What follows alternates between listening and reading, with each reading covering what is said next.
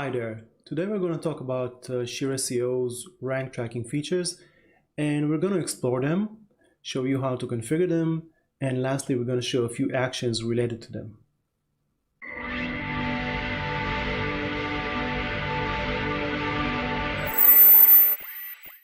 Basically we have a few screens related to the rankings.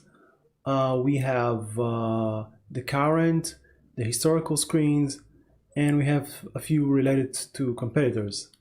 But this time we're going to touch about the main screen, which is the current. You'll find on rankings, current. And basically it's a table that has keywords and rankings. The next thing you'll see here is the localization, and that is basically where we collect the data from. And it's important because it's very different between UK and US.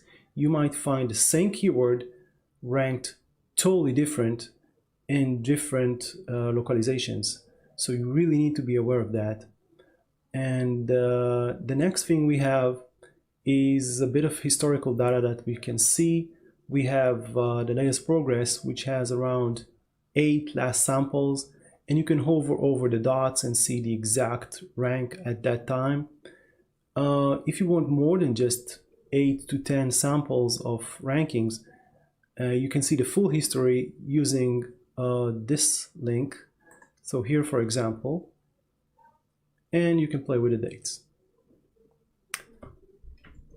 Back. You'll see here the difference column, and by default it will be the difference in rank between the current rank and the previous sample we took. But you can change that behavior by using the compare to and select a specific date. This way it will show you the difference of rank between the date you selected and the current ranking. So next thing you'll see is the date. That's the date we took the rank, the current one. One of the recent features we added is the cache results, where you can click on a result and you can see the actual results we took from Google. So if you want to see exactly where your competitors are, where your website and how it shows, that's how you do it. Okay, just press it. Next, let's talk about sub features. So Google started showing all kinds of features within the search results, and those decrease the amount of clicks the organic results will get. So for example, if you look at automated SEO software and see the results, now you see usually there will be an advertisement on the top, and then you have people also ask. And it's very useful to the user, but it's not good for SEO, because that means the user will need to scroll more down to get to the result we want, and that's the organic result. So it's critical to know which features exist in each keyword, and the more features you have, the less amount of clicks you're going to get. Next, let's talk about volume and estimated clicks. So we know the amount of searches being done for every keyword. We know that from Google Keyword Tool, and of course that's critical to have it based on the localization. It will be different in every country. And for example, we can look at SEO software that has 1,600 searches a month. And if we look at directory submission software, it only has 20. So it's critical to know that information. And because we know the search volumes and we know the rank, based on statistical data, we can estimate the amount of actual traffic you're going to get. So for example, if we look at backlink manager software, okay, that has 40 searches a month, and we ranked number 7. So our estimation is based on those two factors, we estimate 1 click. If you allow us to take information from Google Search Console, we can show you the actual amount of visits you got from each keyword, and also something called impressions. Now, impressions mean how many people search for something and saw your website in the results. And visits means they didn't just see your website link, they actually pressed it and went to your website. So impressions and visits, very important information, and you can compare that information to the volume and estimated clicks and see how it matches up. Okay, because this is the estimation and this is the real stuff. Okay, now let's talk about how you can view the data in all kinds of ways. So you can press any column and have it sort the data according to that column. It will be descending and ascending, whatever you do. Next, we can also filter the data. We can do that using the contains search text here. For example, here's a search for everything with SEO software in it. And if we press again, we can reset this data. Also, you can filter by the appearance of any kind of search feature. For example, feature snippet. So we can show you only the keyword that have feature snippet in them. Okay. Next thing we can do is use the tags. So tags are kinds of, they're like groups of keywords, and you can easily add tags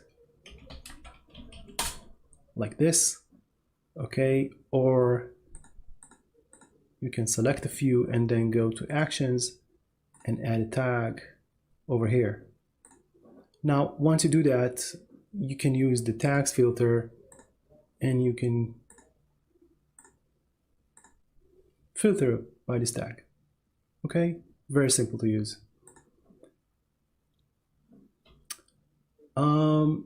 Next, I want to touch about different search engines. So basically, we see here Google, but if you want, we can also show you Bing results, and we can also show you all of the results at once, so Google and Bing. And we can show only local results. These are the local pack results, not relevant to our business, but very relevant to many businesses that target their neighborhood or the city, like lawyers or doctors, whatever. That's about it. Now, if you want to show reports, we have a special section for that over here in the menu. But if you want just to take a quick report, you can just press this link or this link. This one will be a comma separated file, which shows up in Excel, and the other one will be PDF. Okay, so there you go. And we have a PDF. If you want just a bit of the keywords, you can use the tags and then, for example, filter by this tag and then export. So only those keywords will show up.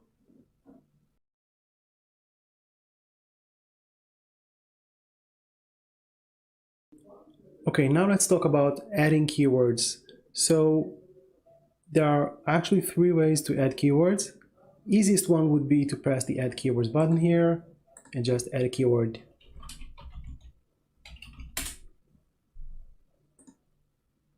it's a line separated list of keywords, and that's it, they're added. Second way would be, again, you press the add keywords and then you press the open full editor. Okay, now in the full editor, you have the keywords that you're going to rank from now on if you press submit, and you have all kinds of suggestions. So you can decide if you like the suggestions. They come with all kinds of relevant data. And if you like what you're given here, you can just press the links here and they'll be added. You don't see them, but they're actually added here. Okay. Once you're pleased with whatever you got on the right side, you can press submit and that'll be your new tracked keywords. One special thing here is that you can also add all kinds of localizations, and let's explain that. Okay, we have a similar screen. That's the third way, and I'm gonna show that one. Under settings, domain settings, search terms, you'll find a much bigger screen, and it's basically works the same. Suggested keywords, and you can add them, and here's our new keyword, and you can also delete from here. Also very useful if you want to copy keywords from a file. You just make sure they're line separated and you do copy there and paste it here. It works the same. But one thing I want to touch here is that if you want different localizations, you can do that from here. So you can press SheerSEO and do ** and then the localization code. For example, Germany would be DE. Okay, that will add SheerSEO keyword for localization Germany, and you can also edit SheerSEO for, I don't know, Israel. Okay, and this way you can add the same keyword for different localizations, and when you press submit, it will go and fetch it. Now, if you want to know the codes, you can see them right down here. So this is the list of localizations we support, and there's an explanation here regarding exactly what I just mentioned. So search terms, ** localization code. Now if you want a city or a zip code, a neighborhood actually, you need to know the zip code, and then you do SheerSEO, the keyword, ** the country code, and that could be, for example, US, and ** the zip code. Okay, and you press submit. So that's the way to add localizations and keywords. Removing keywords is actually pretty easy. You can select keywords from here and you do actions, remove keywords, and they're removed. Another way is to go from settings, domain settings, search terms, and just select the keywords you want to remove, delete them, press submit. Both ways will work the same. Now, one last feature I want to mention is the poll now, and that's simply you press the button here and it will collect the rankings right now. That's all it does. That's it for today. Hope you enjoyed it. If you have any comments or questions, please feel free to write that below, and see you next time.